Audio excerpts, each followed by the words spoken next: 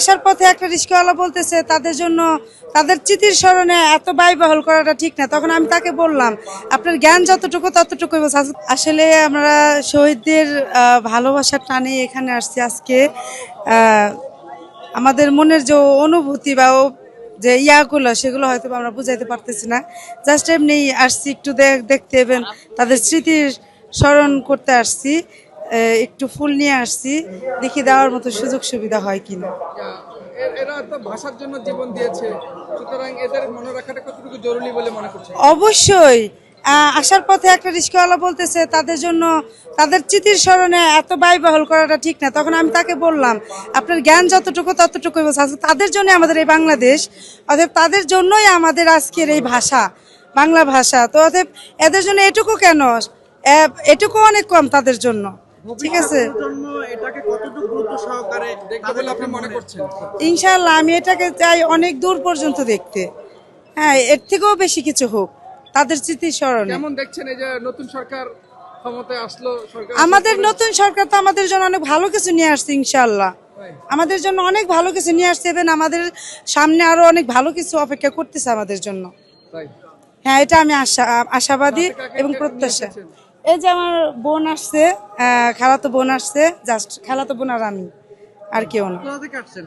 আমি আসছি মানিকগঞ্জ সাটুরিয়া থেকে। অনেক দূর থেকে, এত দূর থেকে কেন? হ্যাঁ, শুধুমাত্র আমাদের জন্য, আমাদের এই দেশের জন্য যারা প্রাণ দিয়ে গেছে তাদের স্মৃতি স্মরণ। অনেক জায়গায় আছে, কিন্তু এই শহীদ মিনারে আসার মূল উদ্দেশ্য কি? এখানে আসার মূল উদ্দেশ্য, এখানে আসলে না মনের যে একটা যে আনন্দ বা আবেগ সেটা প্রকাশটা বেশি পায়।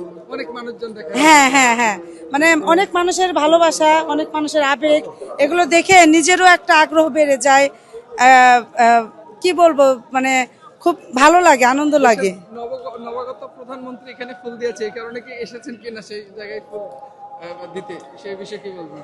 না না, সত্যি কথা বলতে এটা আমি আমার আরো অনেক আগে আসছি, তবে তখন এই মনের এখন যে মনের যে আবেগ সেটা নিয়ে আসি নাই কখনো, তখন এমনিতেই আসছি। কিন্তু আজকে যে আশাটা সেটা হলো গিয়ে আমার মনের যে আবেগটা বা ভালোবাসাটা সেটা নিয়ে আসছি। আর আমাদের যে প্রধানমন্ত্রী তারেক জিয়া, বিশেষ করে সে আসছিল, সে ফুল দিয়ে গেছে, ইভেন আমাদের আসার আগ্রহটা আরো বেশি বেড়ে গেছে, বা আমার আসার আগ্রহটা বেড়ে গেছে আমাদের নতুন সরকারের জন্য। আগামী দেশ কেমন ভাবে চলবে বলে আপনি? ইনশাআল্লাহ অনেক ভালো চলবে, অনেক ভালো চলবে, এটাই প্রত্যাশা রাখি। অনেক ভালো চলবে, অনেক ভালো কিছু আসবে।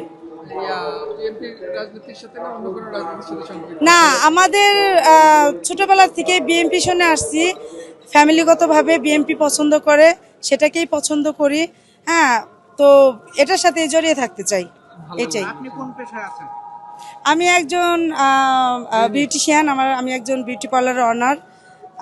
আমার পৃথিবীটা অনেক ছোট, কিন্তু তার মধ্যে দিয়ে বিএনপিকে অনেক ভালোবাসি, অনেক পছন্দ করি, ভালোবাসি।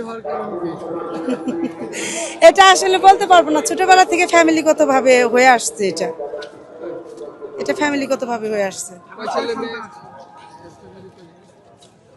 ফ্যামিলিতে আছে 2 ছেলে আছে। ভালো লাগলো, থ্যাংক ইউ। আপনাদেরকেও ধন্যবাদ।